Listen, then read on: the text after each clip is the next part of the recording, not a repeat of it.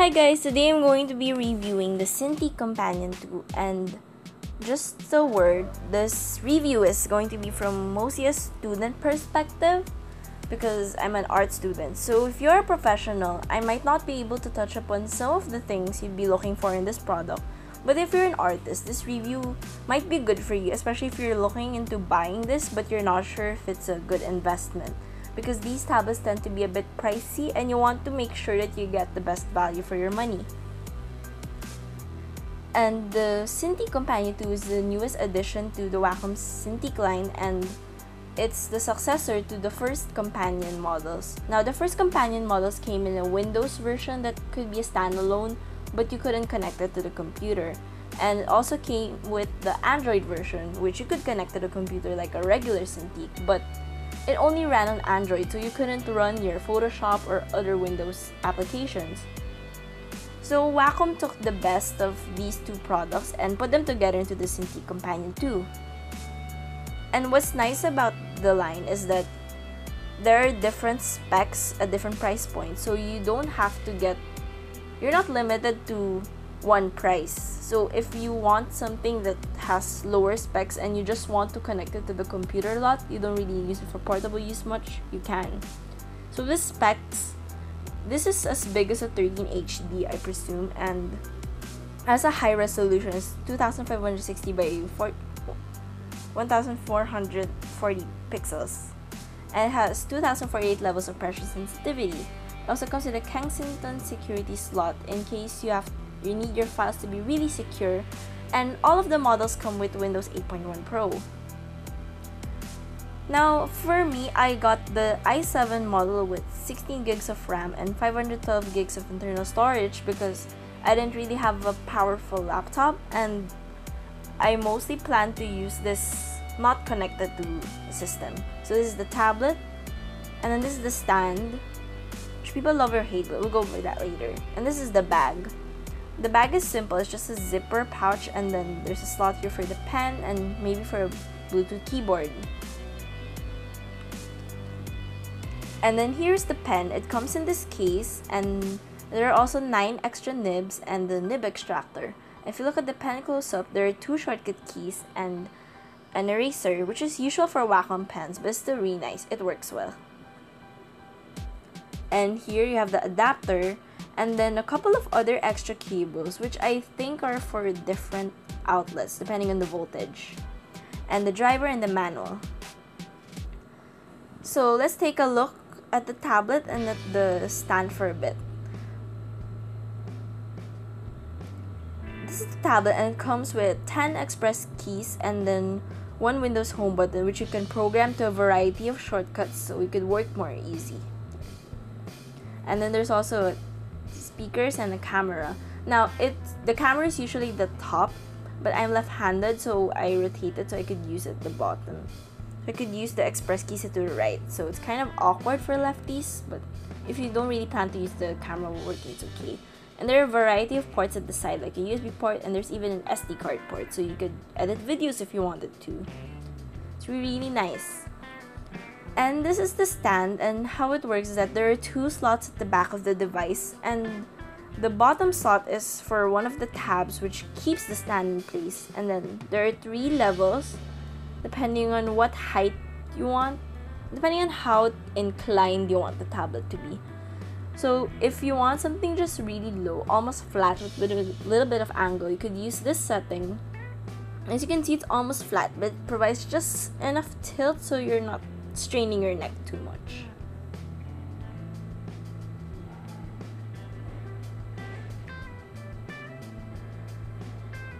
And then if you want to put it slightly higher, you could use the next tab. It's got this sort of medium tilt, and it's more comfortable for me to use this level than the first one. And there's also the most inclined level, which I prefer. And as you can see here, it's not that easy to change the inclination. Sometimes the stand tends to fall out, and that's why a lot of people love or hate this stand. I personally think it's a good idea to have 3 heights at once, but it's kind of cumbersome to change it. But I prefer this angle a lot. It's almost tilted up, but there's enough tilt to make it comfortable for the hand. So yeah, that's an overview on how the stand works and the tablet looks like.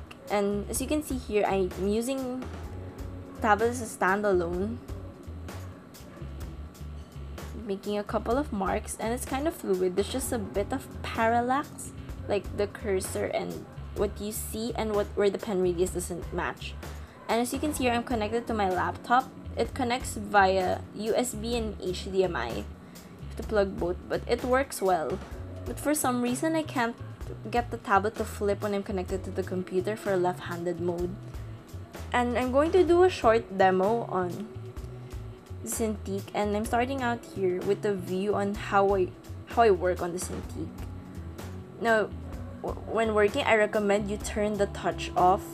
Even though pinch gestures are nice, sometimes with your stray hand, you tend to make a lot of extra marks and mistakes that are just troublesome to erase. Oh, and I hold my pen the wrong way, FYI. And I'm using the express key sometimes for the shortcuts, and it's really convenient. Just making a little swatch palette for Sanji's skin. Yeah, I'm painting Sanji from One Piece. And here I'm switching to the layout because you already seen how I work on the tablet. And while it was really fun to work on the tablet because drawing on it felt nice. There was a slightly matte surface on the screen, and that gives it a little friction, which makes it easier to work with rather than just a glossy screen where it's really slippery. And then one con though that while working with the tablet is the fan tends to get really hot, especially on the i7 devices. I'm not sure about the i3 and the i5 because the processors might be more efficient, but with the i7, the fan just gets pretty loud and the system gets really hot because it's working over time. But if you play music while working like me, you won't really be bothered by the fan sound. And for me, the fan wasn't really the most bothersome. It was really the heat. And I'm working in Corel Painter here, and I'm just blocking out the basic shapes and values, and I occasionally flip the image to check for mistakes in proportion.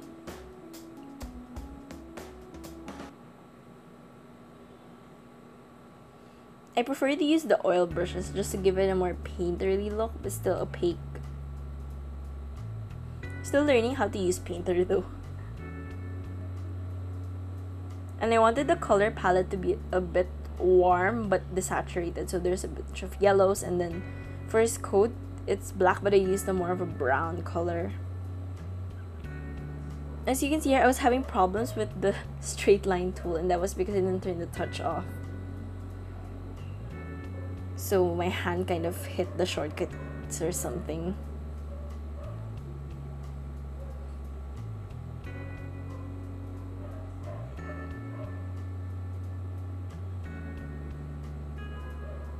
But what I really liked about the model is the Cintiq Companion to my model, the i7, was that it was really efficient and really fast because Painter is a system heavy intensive program, and that's why I chose Painter to test the tablet with. And there wasn't a lot of slowdown. Maybe if you're using a lot of quick strokes, it takes a while to load, but then it will be back to normal.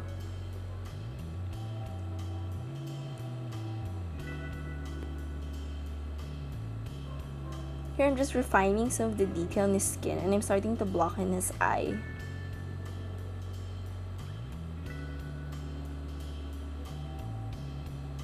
And I fixed this thing on his head because it was too flat.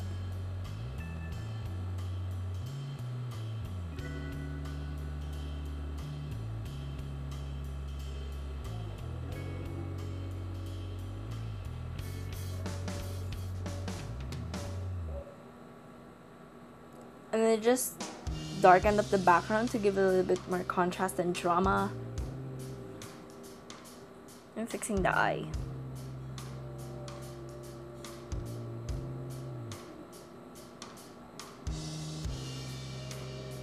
And also what's nice about the pen is that it detects tilt, which is really nice because it gives more natural looking brush strokes and it makes your life easier, especially if you're if you're like coming from one of the lower end tablets which don't have tilt, like that's what my tablet was at first, and changing to this really made a huge difference. It felt so much easier to get the results I wanted.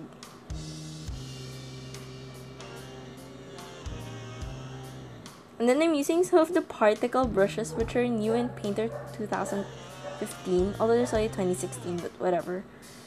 Just to make painting the hair a lot easier. Actually, we turn on symmetry mode.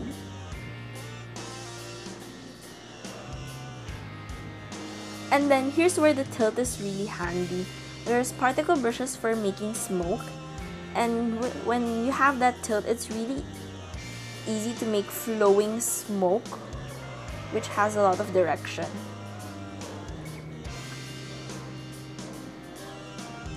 You make a couple of edits, and then I put up in Photoshop, and then I just edit some of the lighting stuff and levels, brightness and contrast. I felt like the image was too bright, so I kind of dimmed it down.